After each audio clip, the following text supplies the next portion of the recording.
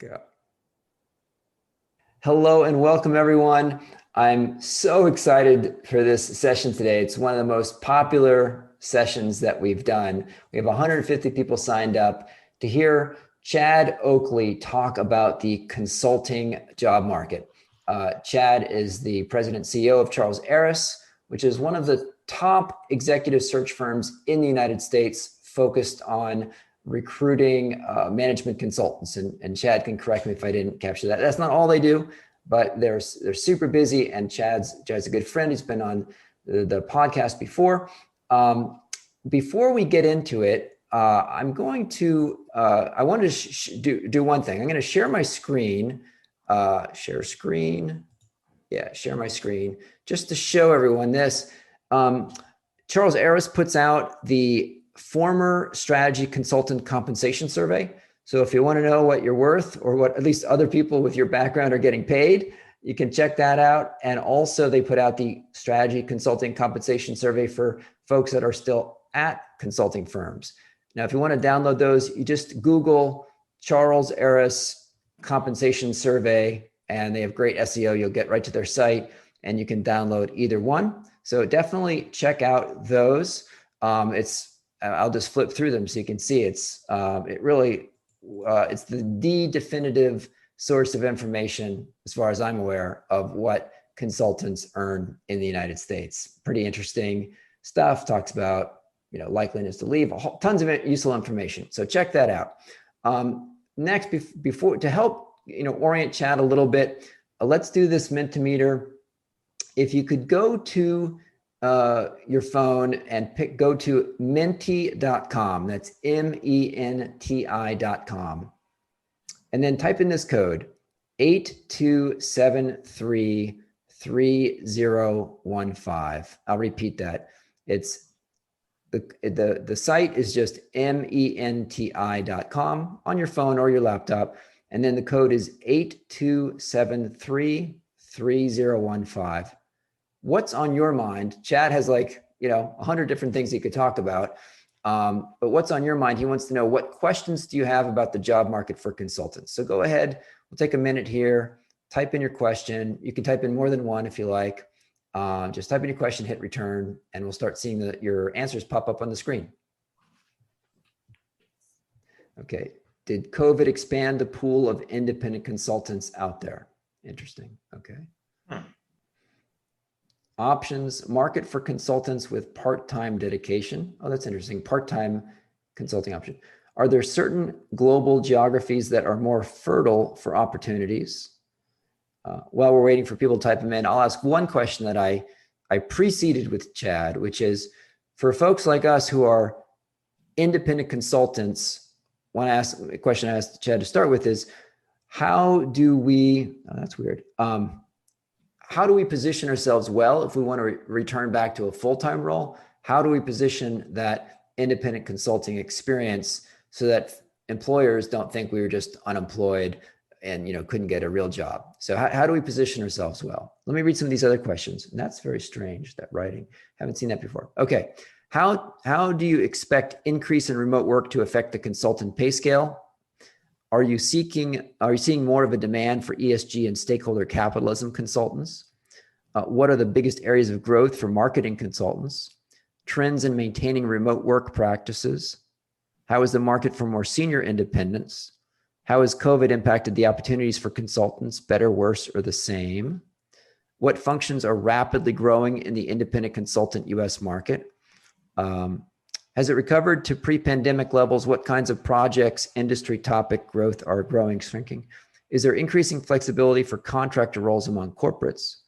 Do you see a specific segment for independent senior consultants, segment in terms of nature of project, which ones? And I'll just mention, and just to clarify, Chad is primarily doing retained search for full-time roles, and he can talk about sort of what he serves. Where is my next consulting gig coming from? Which industries are trending? Which problems are more prevalent today than before? Are salaries going to be adjusted downwards in high-cost locations now that remote working has won so much prevalence? And what's the market for ESG, sustainability, climate consulting? How might the client consulting career as a whole change over the next 10 years? What competency, skills, et cetera? All right. So thank you for your questions. I'm going to stop sharing my screen here and turn it over to Chad. Chad, thanks so much for joining. I'm really psyched to hear your perspective on the consulting job market. Will, thank you very much. It's truly an honor and a privilege to be here with everyone. And I appreciate everyone logging in and joining us, especially at the start of a long holiday weekend. For those of you who are traveling and all that kind of stuff, travel safely, and hopefully it'll be a nice getaway. So maybe what I'll do is I'll provide just a brief introduction to who I am and our firm, Charles Eris. And then I really look forward to entertaining a lot of these questions. You all have some really, really good ones. So my background is similar to, I think, what probably is many of yours. I started my career in consulting. I graduated undergrad from my beloved North Carolina State University, go Wolfpack. And then I moved to Philadelphia and I started working for Deloitte Consulting. At the time, Deloitte and Touche Consulting Group, for those of you who were old school like me on that particular front. I spent 3 years there, and then I went to the Wharton School at the University of Pennsylvania for my MBA, and then I shifted and moved to Boston to join Bain and Company. And so I've had experience kind of on the operations side. My Deloitte experience was a little bit more operational. I did some IT implementation, right, ERP implementation type projects, and then in shifting to Bain and Company was more growth strategy oriented projects. And then 18 years ago, I came back home to North Carolina and joined Charles Eris, an executive search firm where I started our strategy and corporate development practice. That is a practice that over the last 18 years, we've now completed a little over 940. I think we're at 943 searches in the strategy space. I think that is the largest number of strategy and corporate development searches completed by any firm during that particular time frame in the United States. So we're proud of what we've had a chance to grow in that practice. Strategy and corporate development is just one of our 6 practices. We do a lot of work in finance and accounting, engineering, operations and supply chain, sales and marketing, human capital, and executive leadership, which is effectively CEOs and general managers. Our client base is really split 50-50. Half of our clients are private equity firms and their portfolio companies, and we work with private equity firms of all shapes and sizes, from the very largest firms that you would read about in the Wall Street Journal on a regular basis down to smaller mid-market firms and truly everything in between. Over the last 5 years, we've completed searches for about 100 different private equity firms and their portfolio companies. We help private equity firms on 2 different fronts. One is the firm level itself. So individuals that would be on the deal side or on the portfolio operations side of that firm, and then also within their portfolio companies as well. And then the other half of our client base are corporations, everything from the largest Fortune 10 kind of companies, publicly traded organizations, down to much smaller, even at the startup level. And again, everything in between those businesses. If you do go to our website and you download some of that content that Will was sharing with you, you'll see that the vast majority of the people that we are placing are either current consultants or former consultants. And while this is not universally true, I suspect that the majority of those individuals have worked for probably the larger firms, kind of the Bain, BCG, McKinsey, A.T. Kearney, Strategy, and those types of organizations. At the end of the day is where most of our candidates are probably coming from. However, we've worked with individuals across the entire spectrum, if you will. So that is just maybe a little bit of an introduction as to Charles Eris and our organization. There were some really good topics there, and what I'd really like to do is try to maybe give short, sweet answers to some of those questions, and then maybe what we can talk about are any other questions that people have. And Will, actually, I'll rely on you if you wouldn't mind to maybe prompt me a little bit on some of the more popular questions that came through, as I'm not going to recall all of them. Yeah, it was a big, long list. And if you have additional questions, just go ahead and pop them in the chat as we're going through here. And then periodically, I'll kind of curate those and get to them. Perfect. Great. Why don't we start with this? Why don't we start with the current state of our market for consultants? So I've been doing this for 20 years. And I can honestly say, I don't think I can recall a market that is as hot as the one that we are in right now. It is my guess that the vast majority of you are having an opportunity to pick and choose the type of consulting projects that you work on.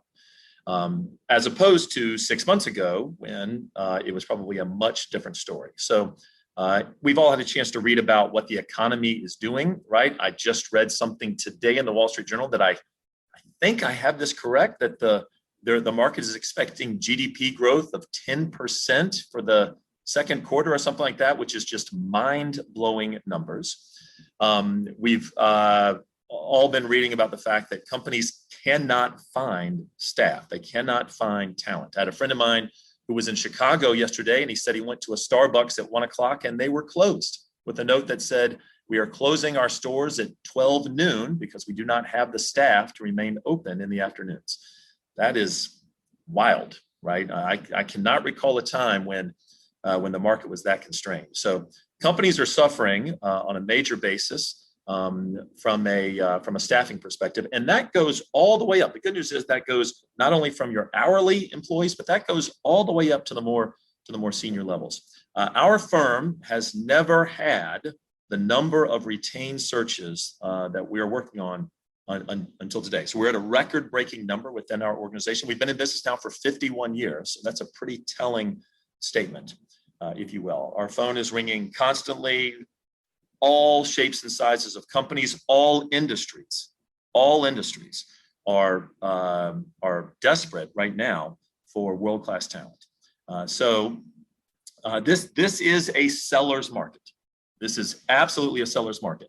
It's not always true that the talent market would mirror that of the real estate market. We all know what's happening in the real estate market, right? Prices are up 20, 30% relative to the average.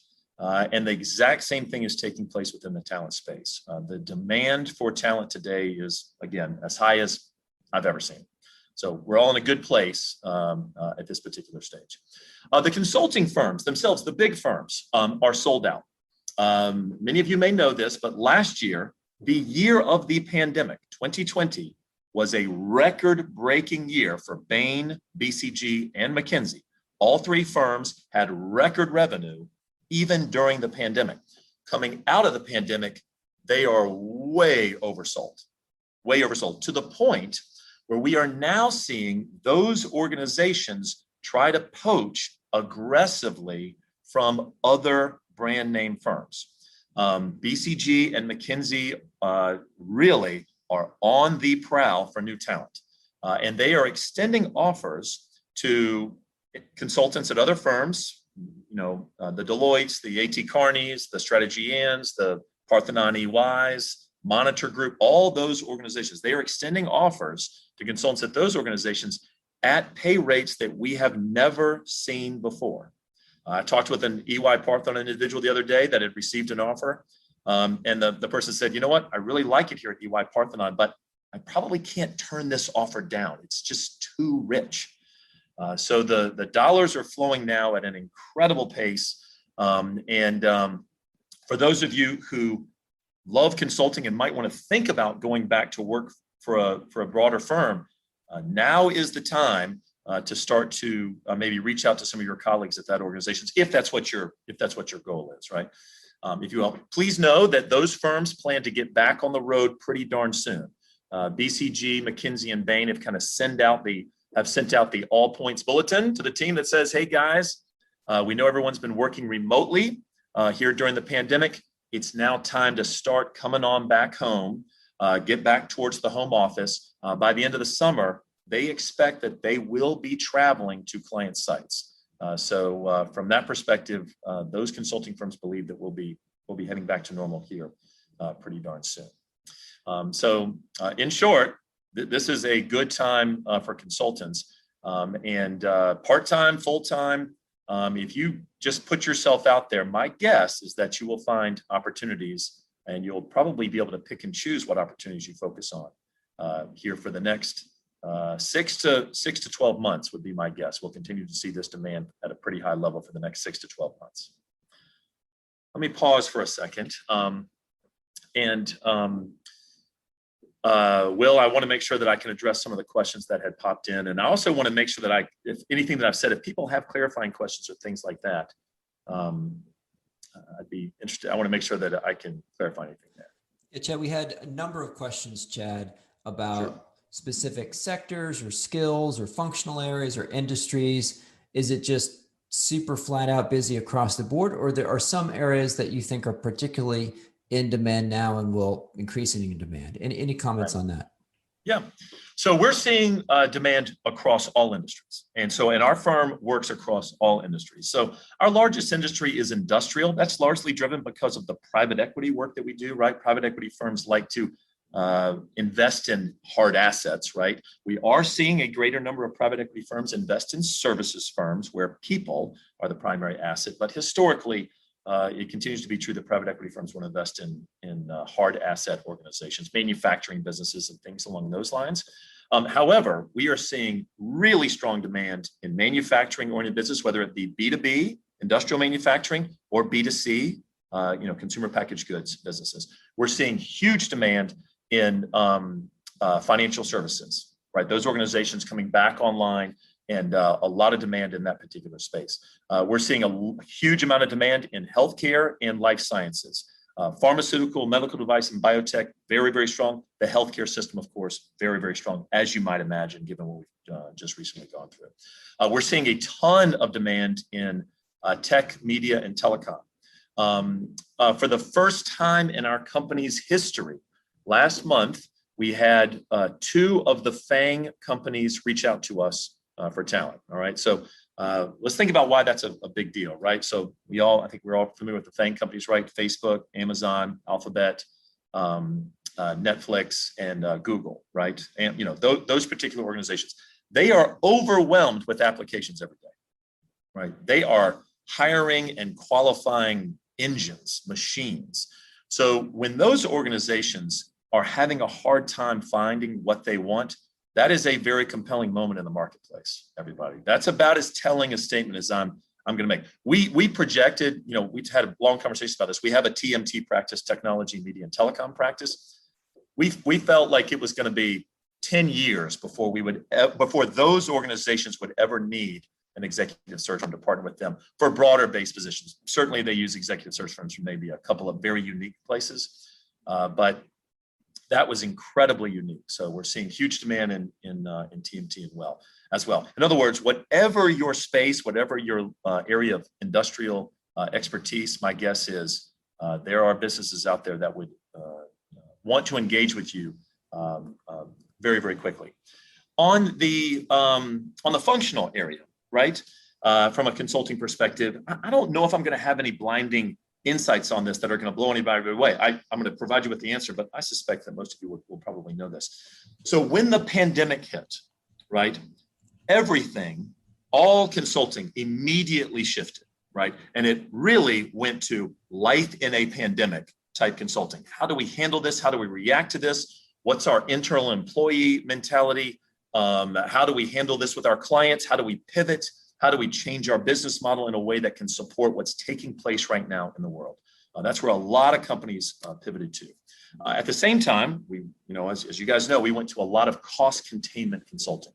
So even the growth strategy consulting firms immediately shifted to improve the bottom line for these organizations through operations efficiencies, terminations, re-engineering the processes so we could squeeze more to the bottom line, if you will. Coming out of the pandemic, as you might imagine, everyone is trying to grow their businesses. They're seeing opportunity now. So growth strategy is the current consulting topic du jour, right? That we're seeing by far the most demand in. That's the classic where to play, how to win, how to take advantage of this new marketplace, how to think creatively about the future of the consumer and how they're going to spend money. The retail landscape is changing to some degree. How do we need to think about that? How do we digitize our processes? How do we digitize our services, right? So my guess is probably not a huge surprise on that, but that's definitely what we're seeing. The biggest topics in consulting today continue to be anything digital, anything big data, and data science. Data scientists are going to be one of the most, and are today and will continue to be one of the most in-demand spaces in business. We've got 20 more years of trying to catch up to create more data scientists in the marketplace, individuals who can take massive amounts of data and make sense out of it, that is in huge demand right now in business. Going along with that, coupling with that is artificial intelligence, right? AI is very, very big, and automation. Automation continues to be incredibly powerful as companies figure out how they can do more with less, right? Age-old question. We've been dealing with this since the beginning of business. How do you do more with less? That continues to be of very, very significant demand in the marketplace. Chad, next question is, I believe that there are some people on this call who are in the following situation. They may have gotten into independent consulting a few years ago, maybe when the market wasn't as good and they couldn't find just the right full-time job, or they needed some independence at the time, or they had something going on. And they've been doing independent consulting for a few years. And it's probably going okay. But perhaps some people are at the point where like, wow, it's kind of hard to get work all the time, the ups and downs, the feast and famine. And it'd be nice to be back in a full-time job perhaps. And so for that person, what steps do you recommend to take advantage of this hiring market where you're seeing demand both by consulting firms as well as by companies? How do you take your years of independent consulting and position and package yourself well? First part, and then the second part is, any tips on doing that sort of job search? If you want to go back to a consulting firm, do you just call up the recruiting firm? Do you try to network your way in through some partner that you know? So tips on folks that are looking to leave independent consulting. How do you position yourself and how do you go about that search? Absolutely. I talk about this all the time with individuals, and I've got a lot of thoughts on this particular piece. So the number one mistake that I see consultants make when they think about joining a corporation, right? Let's make this focused on a corporation, not necessarily going back into consulting, okay? The number one mistake that I see consultants make is that they spread themselves and their capabilities too thin, okay? So I'm gonna give you a perfect, very timely discussion. Just yesterday, I'm on the phone with a consultant that is thinking about leaving for a new opportunity. Okay, for a corporate opportunity, wants to get off the road, sees that travel's coming back, doesn't want to do that, has enjoyed working from home, et cetera, wants to join a corporation. He effectively said, I can really get excited about pretty much any industry. And I can pretty much get excited about any size company. I have full geographic flexibility. I can go anywhere in the United States that my family's ready to go and land somewhere. We've got some preferences, but we really have full and total flexibility. And gosh, from a role perspective, Chad, I could see myself doing just about anything. I could be excited about a finance role, a marketing position, something in sales. I could do something in strategy. I could do something in anything. By the way, this person, just like many of you, right? Just like many of you, could probably do just about anything. That is the blessing and the curse of being a consultant. I bet I could drop any one of you into almost any situation, any industry, any functional position within reason, right? Maybe not being a brain surgeon, but within reason, right? And you'd figure it out. You would figure it out. You'd figure out how to actually add value in that particular situation. And so it's not uncommon for a consultant to say, man, it's less about the industry, it's less about the function, it's more about the opportunity, right? I hear that all the time. I get it. Totally understand. I'm a former consultant myself. I kind of live that. However, hiring authorities, companies struggle with that. They really struggle with that concept, right? And so what does a company want to hire, right? They want to hire someone who is really strong intellectually, has the technical skills, has the experience that they are looking for. But at the same time, they want to hire someone who is passionate and very interested in whatever it is they do. So if you're that consultant that says, hey, I can work anywhere and do anything, the hiring authority, the company gets a little nervous about that, right? They don't want to make some big announcement within their company that says, hey, we just added this amazing person, check them out. And then it turns out that amazing person maybe isn't quite as passionate about their space, maybe isn't quite as dedicated as they were hoping, right? And the team can feel that when they walk in the door. So what do you do about that, right? So a couple of things. Number one, think very strategically about not necessarily just what you can do, but what are your spikes, right? what are those three things that you can almost do in your sleep? Whatever that might be, right? Maybe that's a functional skill set in marketing. Maybe it is in big data and artificial intelligence. Maybe it is in growth strategy.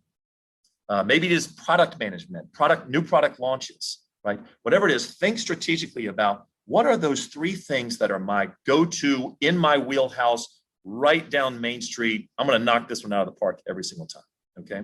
And then secondly, think about what industries are you really passionate about? Yes, you can probably do this in a lot of different industries, but think about what are those industries that I really do value, that I naturally, if I had to choose one, you know, if the job fairy came down and said, you can only choose one industry and for the rest of your life, this is the one you're going to work in. What is that industry for you? What best resonates with you personally? Okay. And then what you want to do is identify all of the companies that kind of would fall within that space within a geographic mindset. The other thing is I'll encourage you to say, all right, geographically, where do I really want to live? Okay. Let's think about a very simple example. You like Chicago, you really like consumer packaged goods, and you want to do something in strategy. That's your three. Your industry is consumer packaged goods, your geographic location is Chicago, your function is strategy. Well, that suddenly we've taken the entire world and we've narrowed it down to a very manageable scope, right? We're not going to boil the ocean. Ocean's not going to boil. We got to get that ocean down to something that's more manageable. Now we can identify, well, who are the consumer packaged goods companies in Chicago, right? And I can start to take a long list. Maybe there's 25 of them. And I can take that list of 25 and get it down to 10 just based on my own personal research. What are their products that I personally resonate with? How do they go to market? Do they go to market in a way that I personally value, right? Are they all digital? Are they all online? Maybe I don't align with that as much. Maybe I want to be with a company that still sells products through brick and mortar. Whatever that is, right? You figure out how to get that list down to something that's a little bit more manageable. And then there is the networking piece, right? So I've taken my list of 25 companies, CPG companies in Chicago. And I now know that I want to do something in strategy. So who am I likely to report to? The chief strategy officer. So the first thing we do is we go to LinkedIn. We try to identify who the chief strategy officer is at that organization, all right? We learn a little bit about that person's background, and then there's a networking part of the process. Who do you know at that company that you're connected with in any way, shape, or form? What alumni from your education or the former consulting firm that you used to work for is now at that organization that you can reach out to and try to connect with? Let's say you do all of the networking and it turns out, yikes, I don't know one person. I have not one connection with someone at that organization. What do I do now? Do I just give up? Not at all, right? You want to reach out directly to that chief strategy officer and introduce yourself. Okay? And when you do that, by the way, you're putting yourself out there a little bit. But when you do that, you want to say a couple of things in that email connection and that LinkedIn connection and in the phone call that I will strongly encourage you to make. Okay. What you want to say is the following. You want to introduce yourself. So our consumer packaged goods chief strategy officer, her name is Sally. Okay. Our fictional CSO is Sally. And we would say, hi, Sally, my name is Chad Oakley. You don't know me. We've never had a chance to meet. But for the last 10 years of my life, I've been completing strategy projects for consumer packaged goods companies, along with other organizations. I am actively looking to join an organization full-time. I'm incredibly passionate about consumer packaged goods, and I want to live in Chicago. I have no idea if you're actively looking to hire anyone like me at this particular stage, but I would greatly value the opportunity to speak with you further about my capabilities and how I can help your organization to grow. Something that simple. Now, there's a couple of things that we did there. Number one, we started by saying, you don't know me. We've never met before. Automatically, Sally now knows that you're kind of an honest person, right? Not trying to pull a fast one. Her guard starts to come down. Now she starts to listen to what you're saying. The second thing is you gave a very brief summary of what you've done. My example was probably a little bit too light. I might encourage you to actually add one or two statements like pricing strategy has been at the core of my focus, or go-to-market strategy has been the core of my focus, or consumer segmentation has been the core of my focus. Whatever those spikes are that we talked about before that you do incredibly well is important. And then the last thing that you said was, I have no idea if you're actively looking to add anyone to your team like me. What Sally then hears is that you're a reasonable person who will take no for an answer, because no one wants to hop on the phone with someone who they don't think will take no for an answer, right? They just want to have an open, honest conversation about the skill set. You want to send that via email, LinkedIn, etc. And then I will strongly encourage you to pick up the phone, call the main switchboard, ask for Sally's number, and be redirected to her phone. Odds are you're going to leave a voicemail. Your voicemail is exactly what I just said. You might even get Sally's assistant on the phone. You say to Sally's assistant exactly what I just said. No different. Hi, I'm so-and-so. I'm trying to get in touch with Sally. You should know that Sally does not know me. We've never met before. And the same thing, you're just going right through it, right? You're just being completely open, transparent with that particular individual. Your voice matters. When Sally hears your voice, makes it real. She sees that you're a normal person. That's who she's going to want to engage with at that particular stage. And that's the process that I will encourage you to do that. It's hard. It's challenging. You're putting yourself out there. You're kissing frogs. Not all the frogs are going to turn into your prince or princess.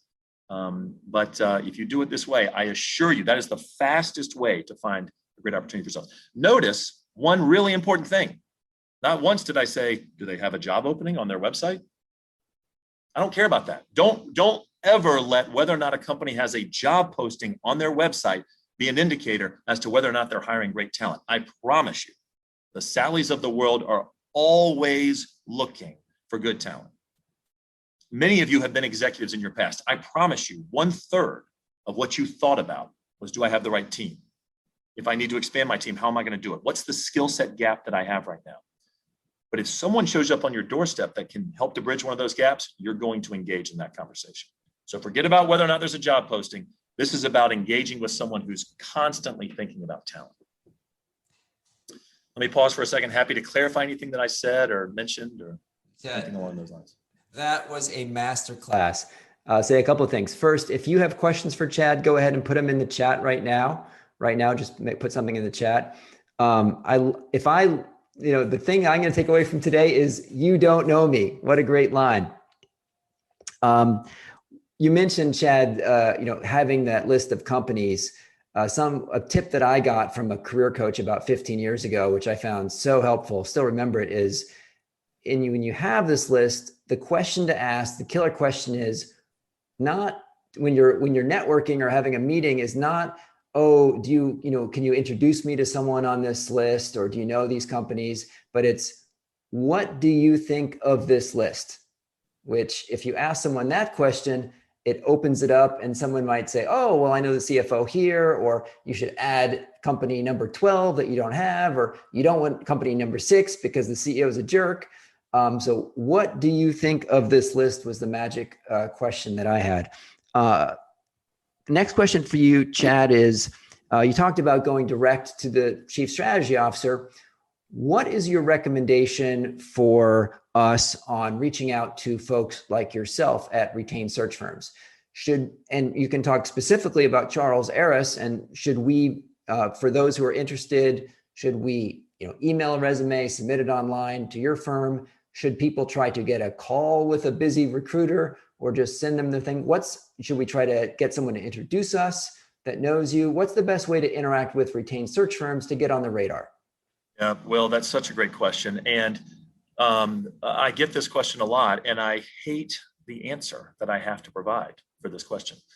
Because I will tell all of you that truly, the best part of my job, and the best part, in my humble opinion, of any good recruiter's job, is talking to an individual one-on-one about their career.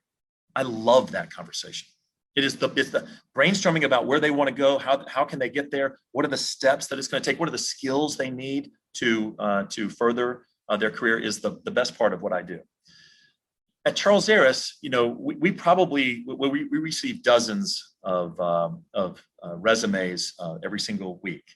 And everyone wants to have a one-on-one conversation because everyone wants to have a chance to kind of tell their story, why that they should be kind of at the top of the list, all those types of things.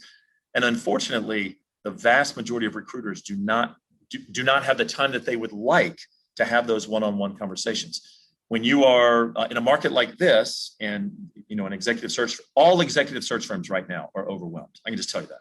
All of them are, right? Or the good ones are, right? So they are overwhelmed with demands. And so I've got to spend 120% of my time right now solely focused on finding the exact candidate that my client is looking for.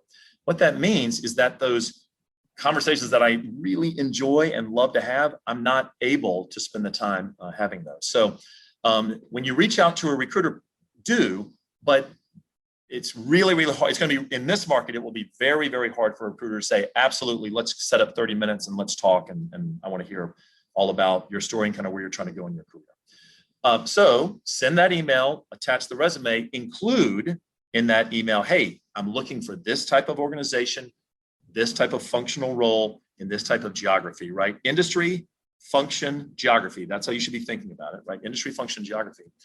Knowing that a really, really good recruiting firm holds on to that information like gold, right? The lifeblood of my company, Charles Eris, is world-class talent. So when I get a resume, I may not be able to grab time with that individual, but I assure you, your resume is immediately added to our system. Any notes you include are immediately added to our system, and tags are applied based on those keywords and things like that you mentioned. By the way, that's not like AI might do it in the future, but today it's done manually. So we read through it and we say, all right, this person loves Chicago, loves consumer packaged goods, and loves strategy. At any time there's a CPG strategy role in Chicago, you will get a phone call from us, right? And so do that. But know that even though that conversation is unlikely to happen, a great recruiting firm is doing the right things with your information. I can assure you of that. They will never just discard it. Even if you're not a candidate that can help them today, you are a candidate that can help them in the future. That I can promise. Chad, you gave us some insight, which is fascinating, that some of the top firms are telling the people to come back to the office by the end of the summer. Beyond those firms, what are you seeing with the job market in terms of location expectations? Are you seeing some companies being willing to have people be remote forever, or being like, what are you seeing around hybrid options for people, on this call who kind of maybe don't necessarily want to go to the office every day? What are you seeing evolve with like hybrid or remote only kind of jobs? Yeah, I think this is a great question. And I don't think I think the jury is still out on this one for the broader economy, but we are seeing some trends that are very, very interesting, right? So yesterday, for those of you who might be on some of McKinsey's distributions, yesterday McKinsey issued their chart of the day, if you will, or chart of the week, if you will, which was a question that they asked all a gazillion CEOs: what is the future of work within your organization based on remoteness? 3% and only 3% of CEOs answered full remote. Everyone full remote, only 3%. There was about 1/3 of the responses that said we will be a hybrid model with 50 to 75% remote, 25% in the office. Another 1/3 answered we're going to be a hybrid model with maybe 20 to 25% remote, 75% in the office, right, if you will. And a small percentage, 10% or 15%, said we're going back full time into the office. We see a little bit of everything, right? So Jack Dorsey, founder and CEO of Twitter, you may recall, he was kind of the first CEO when the pandemic happened who stepped up and said, we're going to go fully remote. If you're a Twitter employee, you never have to step foot in an office again, right? That statement was made by him, right?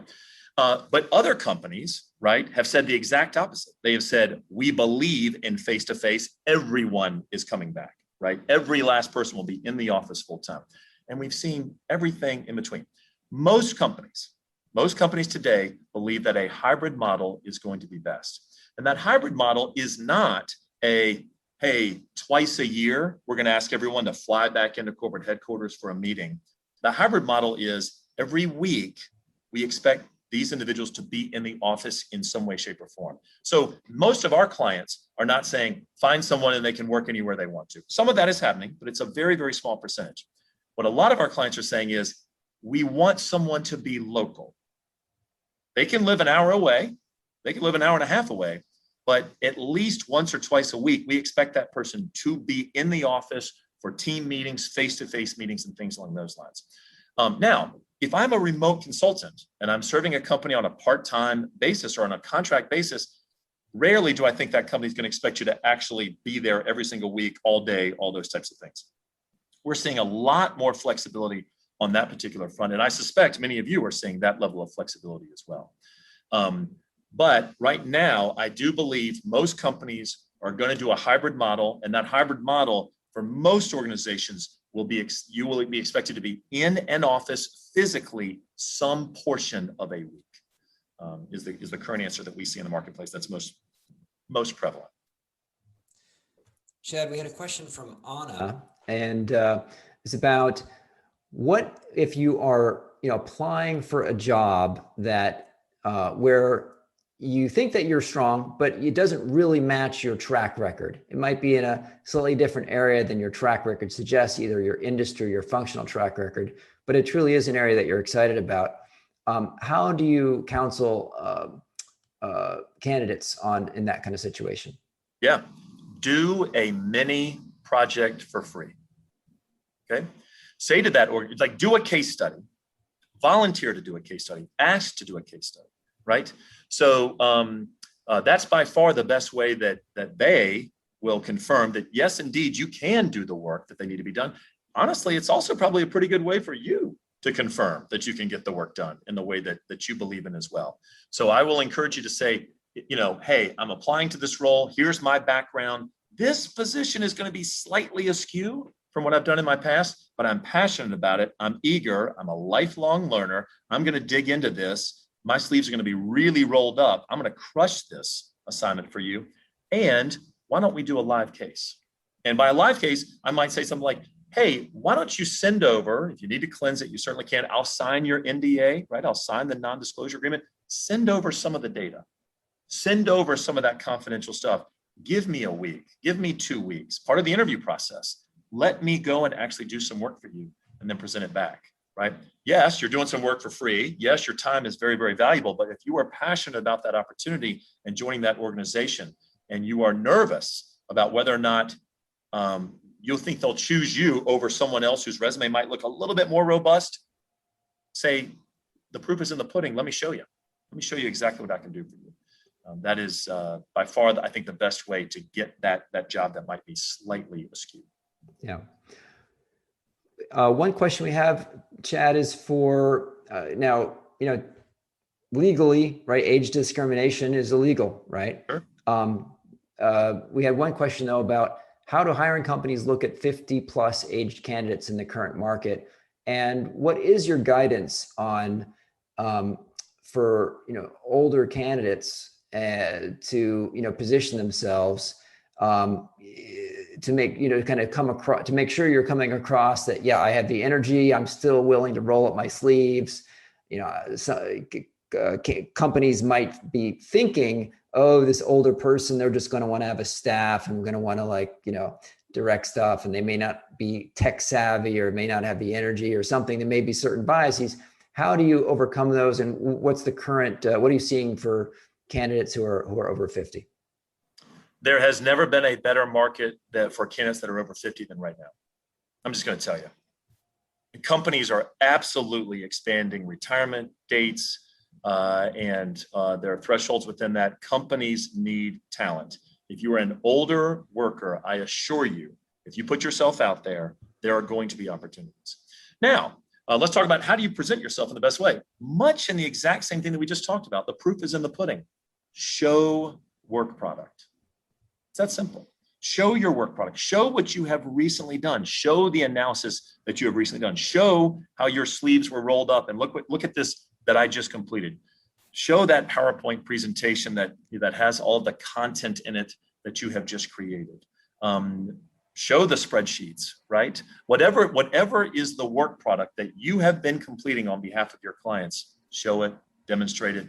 That is what's going to have them say, absolutely, all day long, bring this person on board. Age will not even become a factor in those types of decisions, right?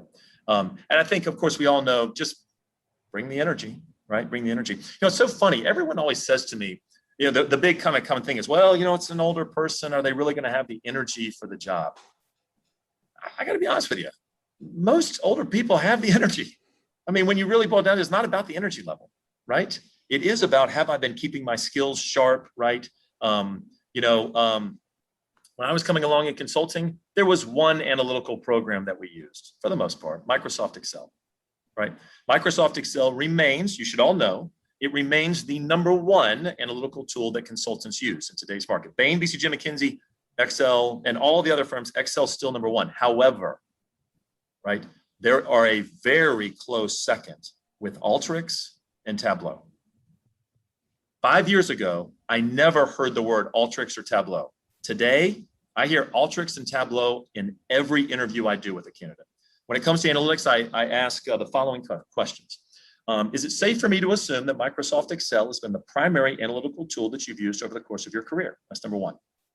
100% of the time, the answer is yes. 100% of the time, okay? My next question is, besides Microsoft Excel, are there any other analytical tools in which you have gained a level of proficiency? Today, 90% of the time, I hear Alteryx and I hear Tableau, okay? Now, are these individuals experts in those programs? They're not, right?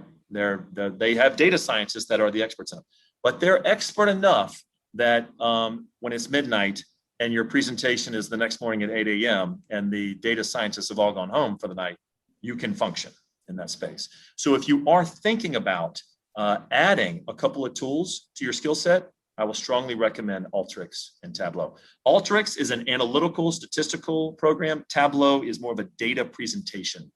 Very similar to Power BI, Microsoft Power BI, if any of you have used Power BI.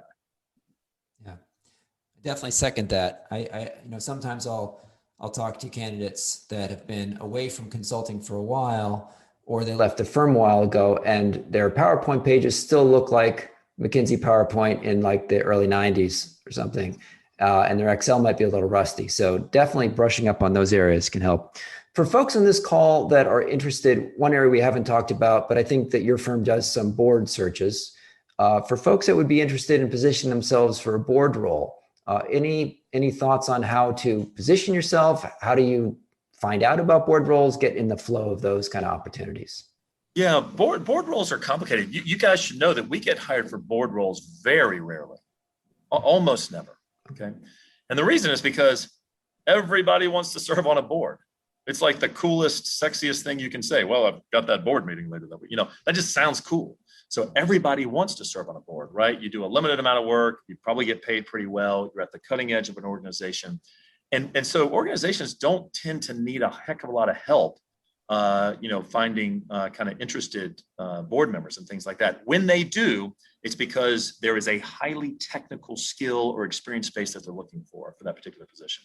So if you are passionate about boards, know that you are going to kiss a lot of frogs before you find an opportunity, just because there's an overwhelming amount of supply of individuals who want to serve on a board. The best thing that you can do is to engage with other board members on that board, right? So find out who is on the board of that organization and reach out to those board members directly. Much like we talked about before, how you would reach out to those individuals. There's an email, there's maybe a LinkedIn note, and then there's probably a phone call, if you will. And that phone call probably sounds pretty darn similar to what we said before. Hey, so-and-so, you don't know me. We've never had a chance to meet before, but I see you're on the board of XYZ company, and I have an interest in joining the board of that organization as well. This is what my background is. If you needed a board member that had expertise in X, Y, or Z, I could be a fantastic member of the board. Love to have a chance to chat with you a little bit further about it if there's an opportunity, et cetera, right? That's the manner by which you want to do that. But it's directly reaching out to those individuals and engaging in that conversation. We had a couple questions from the very beginning there in the Mentimeter about ESG and sustainability, climate, other topics like that. What are you seeing in demand in that area? ESG is going to grow like crazy over the next 10 years. It's going to grow like crazy because it is a global movement. And it's also going to grow like crazy because the Biden administration has identified it as its number one area of focus, right? So a lot of dollars are going to be spent on this in the near future. That being said, I'm not seeing any excess demand for that particular skill set or capability relative to other skill sets as well. But if that is an area of focus for you, there are going to be a lot of companies that come out within that space to help organizations, and there should be plenty of opportunity. And so actually, maybe I'll say this: even if you don't have an ESG skill set per se, but you're just passionate about it, there's going to be opportunities for you. But if you do have that skill set, there could be really great opportunities. But right now, that has yet to, the traction has not happened in a way where we're like, oh my gosh, where are we going to find all these people? We have not seen that happen in the marketplace just yet. I got a private question, which was, if you're interested in going to a consulting firm for a role, going back to some consulting firm, what's the path to do that? Should you get a partner to introduce you, or reach out to the head of recruiting for North America, or sort of just what's the path into as a experienced hire?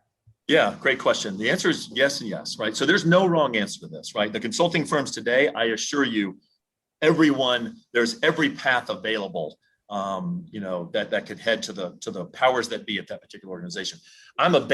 Just so you know, the demand that also is taking place in the marketplace. I'm a Bain alumni, and earlier this year, I received an email from Manny Macheda, who is the new global managing director, that did not go to me, only to me. It went to every single alumni, that basically said, calling all alumni. If anyone wants to come on back home, we're hiring. That's the first time in 20 years since I left Bain that I've received that email. So that's where they're at. These firms are desperately trying to add to their ranks. They're out of capacity. So if you know a partner, sure. If you know an analyst, I don't care if it's a brand new employee who just graduated from undergrad last week, but you happen to know it's the daughter of one of your buddies, you can send that person a note that says, who should we engage with at this particular stage, right? I see in the chat that McKinsey's done this. All the firms are doing this, right? They're sold out. So the word, if that word has happened, I promise you that the word has gone to every consultant, every employee at those firms to say, hey, team, we need talent. Who are your friends? Who are your buddies? Who did you go to school with? Who do you think could be a good consultant? Let's get those individuals in here for an interview. So you can probably touch base with almost anyone, and they will feed your application, your resume to the right team. If you know no one at that particular organization, absolutely go to recruiting. I can promise you the recruiting engines, right? Go to the website. There's got to be an apply here, whatever that is. Click that button. I promise you they are working overtime to get those applications processed as fast as possible. So yeah, just lots of opportunity there on that front. According to Maria Rios, let us know that McKinsey sent an email like that, and so did Ernst & Young. Thanks, Julie Newland, for letting us know about that. Perry Ziff asked a question: what's the market like for PE operating partner roles, or just more broadly, if you're interested in going into private equity?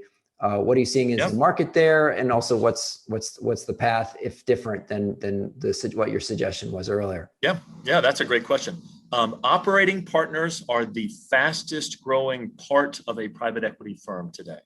Let's go back 10 years ago. 10 years ago, operating partners did not exist at most private equity firms, right? So most private equity firms, they have their deal side guys. These are the hunters, right? I'm going out there, I'm going to find a deal, I'm going to slay that dragon, drag it back to camp, right? I'm going to buy a company. I'm here to buy that company, okay? And then that company would grow, theoretically hold it for 5 or 6 years, then we're going to sell it at a premium and reap the benefits of that. But what these private equity firms started to realize is there's too much money. This still is an issue today. Too much money, too much dry powder chasing too few deals. So the price of all these deals is going up. Now suddenly we really have to improve these companies. We really have to grow these companies to actually create a return on that invested capital. So the best way to do that is to bring in very smart, a lot of consulting people to say, how do I grow my top line? How do I improve my bottom line? How do I go into new channels, new products, new industries, new segments, whatever that might be, right? I've got to grow this portfolio company if I'm ever going to get a return from my limited partners who have given me their trusted dollars for me to make money for them, right? So operating portfolio operations groups were born. And a lot of private equity firms have been adding these particular groups. We do a decent number of these searches every single year. The most popular operating partner, and I'm not even going to call it partner, right? Partners are the people that are at the very senior of the firm, but they're hiring at all levels, right? But the most popular profile for an operations group within a private equity firm is someone who has a very strong academic track record, probably went to a brand name school either for their undergrad or for their MBA, right? Probably needs to be a school that they would recognize. Number two, they have some experience, some what I'm going to call academy consulting experience from a top tier firm. Doesn't have to be Bain, BCG, and McKinsey, but it needs to be a firm that they would say, I know those guys, I know they're good, and I feel comfortable with them. Then that individual left consulting and went into corporate America.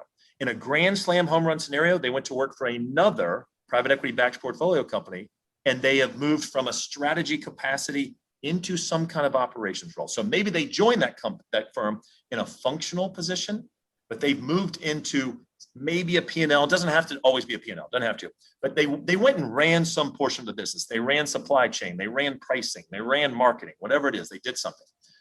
And now they want to elevate up to the private equity firm and help that private equity firm across the entire portfolio in specific things. So if you're a pricing expert, okay, find a private equity firm who does a ton of work in CPG or retail or that kind of stuff. I promise you, they are thinking like crazy about pricing across their entire portfolio, and they need pricing expertise. So we get those kind of calls.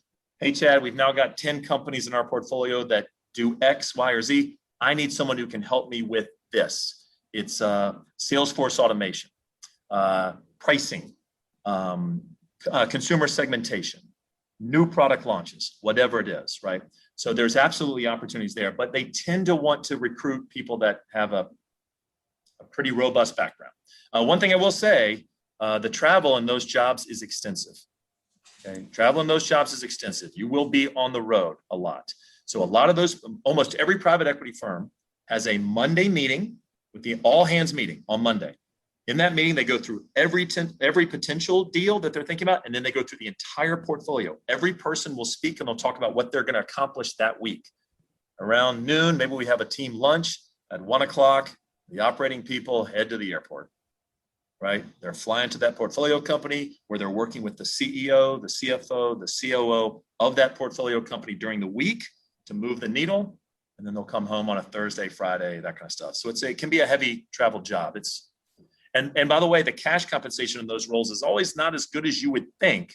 It's the longer term payout, right? The carry that you receive in that private equity firm that's worth a small fortune, but you're banking on the comp, so to speak, in those roles. Chad, I think this will need to be the last question. This comes from Sandeep Lally. To what extent do you have insight on the consulting market outside the US? Is it similarly, is it as hot outside the US as we see here? Yep, Sandeep, I wish that I could give you better insight than I probably can on this piece. We have been fortunate, here in the United States, demand over the last 20 years for recruiting services has been very, very high. We have done some work internationally, but it's been less than 5%. And I can't, unfortunately, I would be remiss if I tried to answer that question. I really can't. I'm sorry. I don't have a great context. Besides to say that everyone wants to hire smart people and consultants tend to be the smartest people around. Right? So. Chad, to wrap up, if folks wanted to, get on the radar screen of Charles Eris, what would you suggest that they do? Yep. So my email address is in the chat right now. Anyone should feel free to send me an email at any time. Bear with me a little bit from a timing perspective on a response, but you do me a favor, in your email, make the reference to Umbrix. Make that reference, okay? And I will get back to you, okay? So I'd love to receive a resume if you just want to be on our radar screen. If you sent me your resume and said, hey, Chad, these are the industries that I'm passionate about. This is the type of functional role. This is my geography. That makes you a big, bright dot on our radar screen at Charles Eris. So that would be it. Chad, you are a rock star. This has been a fantastic discussion, super insightful. I will remember to say, you don't know me, but that's my line now. Thanks so much. And thanks everyone for joining. We did record this. So if you want to listen to it again or share this with someone, we'll be sending out the video, and we will include Chad's email and in the notes that we'll send out. I'll send an email out with that info. So thank you so much for joining today, Chad. Thanks, Will. Great to see everybody. Safe travels this weekend.